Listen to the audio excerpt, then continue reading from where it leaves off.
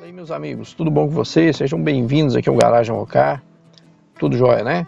Bom, gente, eu tenho uma dúvida aí, que eu acho que muitos de vocês talvez devessem ter também, né? É sobre carro antigo, né? Carro de coleção. A gente vê o pessoal pedindo uns valores aí muito altos aí em alguns carros. E eu fui dar uma sondada sobre esse mercado de veículos aí antigos, né, colecionáveis. E eu me deparei com uma vertente aí que eu até já conhecia, né, trabalhando aí na parte em área comercial de marketing, e que explica um pouco sobre esse mercado aí. Então, vou te pedir para você se inscrever aqui no canal, deixar o seu like aqui, deixar um comentário e acompanhar aqui o vídeo, tá? Então, bora aí para a gente falar um pouco sobre isso daí.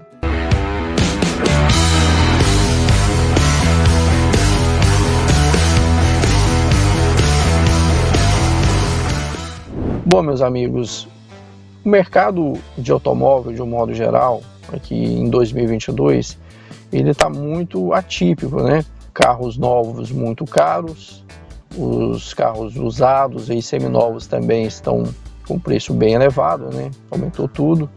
Mas o mercado que é um pouco dispar disso daí, ele está meio fora do mercado comum, é o mercado de veículos colecionáveis, né?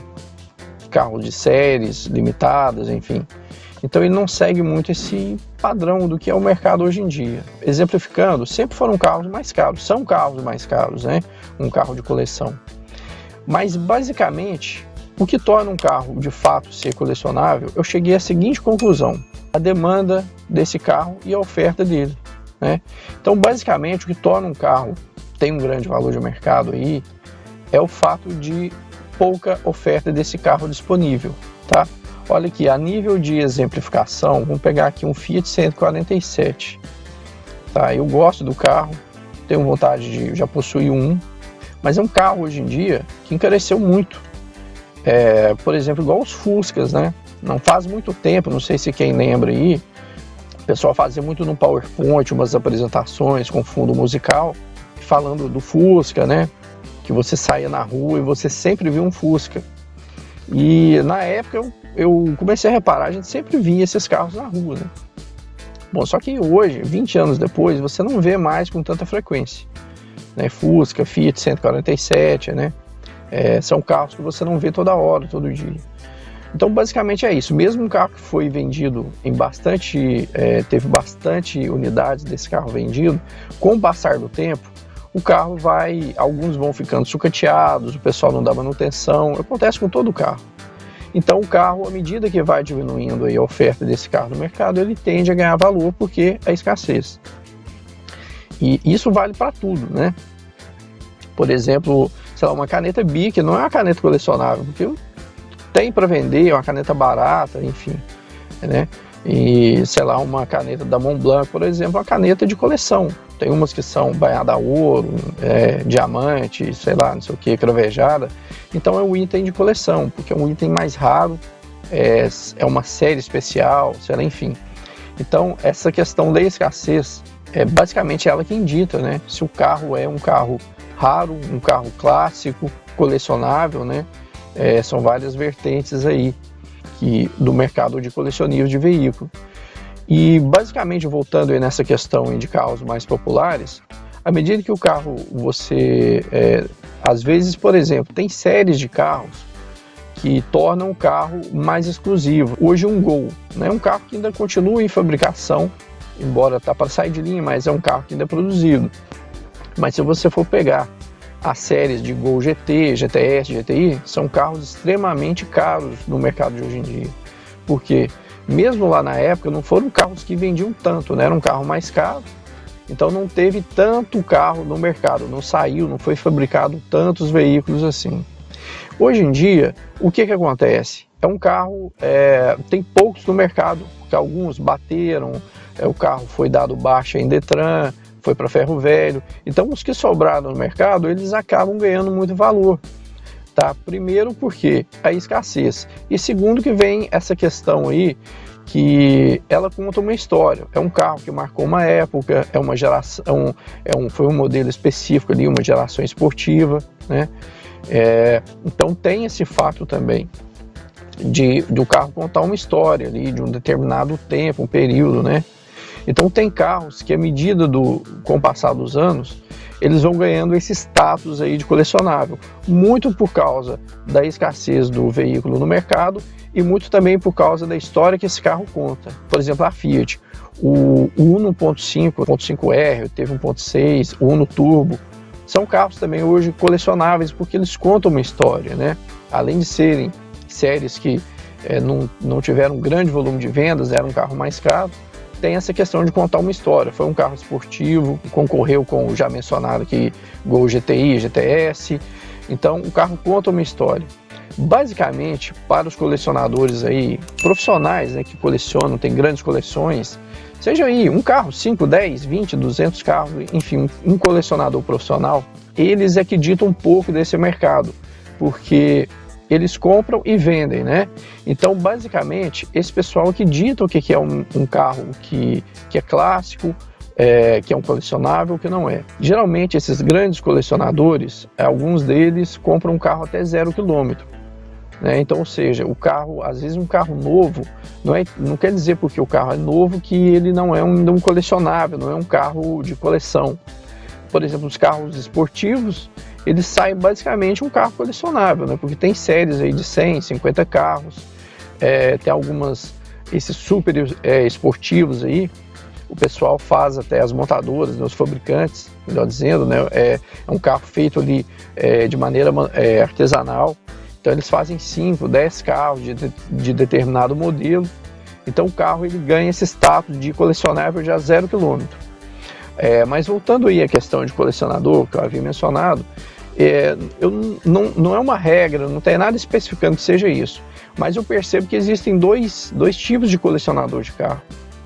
Tem o que tem um perfil mais emotivo, né, que é aquele que compra o carro, reforma, restaura e corre atrás de carros, por exemplo, assim, de procedência, né, tenta ter carros mais exclusivos e geralmente não vendem esses carros, né? Ele preserva os carros e não vende. E tem um colecionador que tem um perfil mais comercial. Ele compra carro, ele vende, tem alguns modelos da coleção dele que talvez ele não venda por causa talvez ele tenha um valor efetivo e tal, mas de um modo geral ele está sempre disposto a vender e trocar, né? Então, basicamente eu vejo no mercado esses dois tipos de colecionadores. E agora voltando aí aos carros aí que podem vir a ser clássicos, que pode vir a ser um colecionável, a gente, por exemplo, pode citar o Ômega, que hoje é um carro barato, embora tenha alguns assim que valem muito dinheiro. Eu já vi anúncios aí de Ômegas aí por volta dos 100 mil reais, mas é porque foram carros que foram preservados quase que em estado de 0 km, né? Teve um dono só, andou 10 mil, 20 mil quilômetros, tá? Mas de um modo geral, é um carro que você acha no mercado aí de 10 a 20 mil reais para fazer alguma coisa ou outra, retificar o motor, uma suspensão. Tem carros que já precisam de uma coisa a mais de pintura, parte de tapeçaria. São carros que hoje eu vejo que irão tornar um futuro colecionável. E a exemplo, por exemplo, de um Ford Landau, que foi fabricado até 80, 81, se não me engano. O carro, vocês podem reparar, depois de um determinado tempo, ele meio que entra num limbo, né? É o que está acontecendo hoje com o Hyundai Sonata, com a Zira. São excelentes carros, mas que não estão muito caros, né? Em comparação pelo carro que é. Então o carro meio que entra no limbo. O pessoal fala aí o famoso resto de rico. Então a manutenção começa a ficar mais cara, o pessoal vendem. Quem tem condição aquisitiva, muitas das pessoas já não querem mais o carro. Então o carro ele vai tendo essa desvalorização, porque a manutenção é cara e muitos desses carros acabam sofrendo acidentes e o pessoal para de dar manutenção, abandona o carro e acaba sucateando. Então, com o passar do tempo, esses carros vão se tornando também escassos por não ter tanto carro assim no mercado. O Landau é um exemplo disso daí. Hoje é um carro caro, porque é escasso, você não acha assim tanto. O Ômega, que hoje é um carro relativamente barato para você comprar um Ômega e restaurar, fazer esse carro, não custa tão caro. Mas daqui 5, 10 anos, né, quando esse carro for chegando ali a aos 30 anos de fabricação, que ele já começa a receber placa preta, então muda já o status do carro. E geralmente os colecionadores aí de carro já começam a olhar para esse carro de uma maneira diferente. Eu vejo, tá, é uma opinião minha, que é algo relacionado a isso. Que tem de certa maneira uma correlação. Até aproveitando, deixa aqui um comentário do que você gosta de um carro antigo, que carro que você tem vontade de ter, e se você acha que faz sentido isso daí que eu estou dizendo. Mas voltando aqui nessa questão, hoje, por exemplo, os Fiat, né, o 147, a Europa, o Spassio, o Quadrado, são carros caros, né, porque são escassos. O Fusca está aí no mesmo caminho. O Fusca é um carro que já está um pouco caro, um pouco não, já está bem caro, ainda mais se ele foi um carro que foi preservado, tem boa procedência, o valor vai lá para cima. Então, basicamente, eu vejo que qualquer carro pode tornar-se um carro de coleção. Todo carro pode virar um carro de coleção. Sei lá, um Uno EP, ano 95, 96, tem vários rodando aí, mas sei lá, com o passar dos anos, pode ser que um carro desse vire um carro colecionável. Lógico que tem alguns, tudo, evidentemente, isso aí é um pouco de futurologia, né, de chute. Não dá para você saber se determinado carro vai ser um clássico ou não, mas basicamente, quando você vê carros que foram produzidos séries especiais, ou um carro que não teve um grande volume de vendas, e um carro que conta ali alguma história, vamos dizer assim, esse carro foi fundamental para tal montador. Por exemplo, o caso do Fiat 147, foi o primeiro carro da Fiat fabricado aqui no Brasil, foi o primeiro carro movido a etanol. Então, tem essa questão do carro contar uma história, então isso tudo agrega valor ao carro.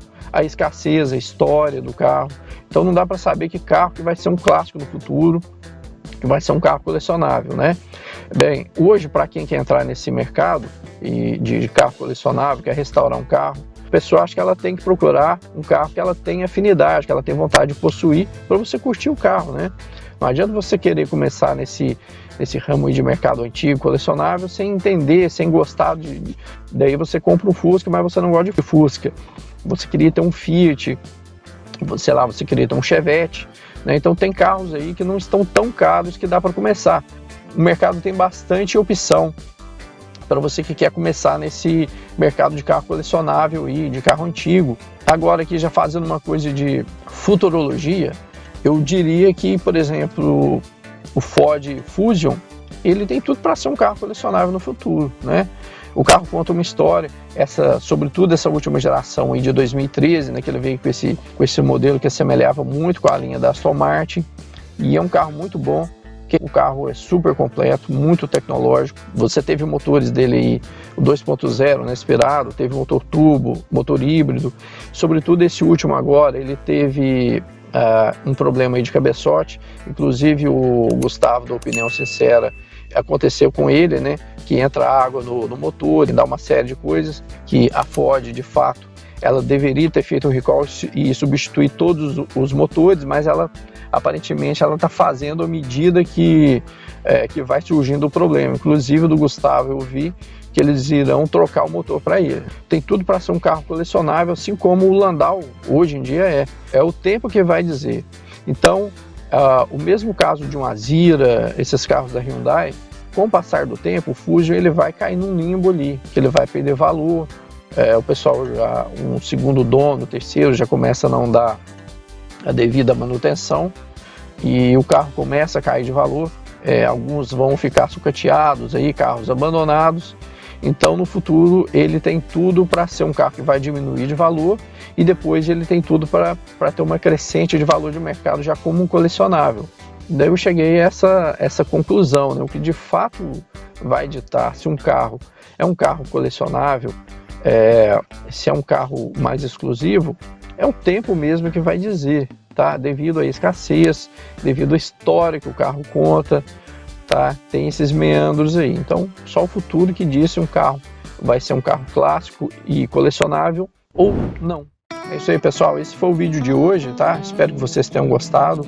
Conta aqui pra gente a tua experiência. Se inscreve no canal, deixa o like. A gente quer trazer conteúdos diferentes aqui de reviews, avaliação de carro. Tem também, a gente faz vídeos aqui mostrando, trazendo ofertas de carros, tá? Anunciados para esperar você comprar um carro. Então confere aqui o conteúdo do canal. Eu vou deixar fixado na descrição do vídeo e também no primeiro comentário o link da luminária do Ayrton Senna. Você pode personalizar com o teu nome, o nome da tua empresa. É bem baratinho, você ajuda aqui o canal a crescer. E se inscreva, tá? Deixa um like. Por hoje é só, a gente se vê aí nos próximos vídeos. Acompanhe os vídeos que a gente tem produzido aqui no canal. Prosperidade a todos vocês e fiquem todos com Deus, gente. Até o próximo vídeo. Valeu, tchau!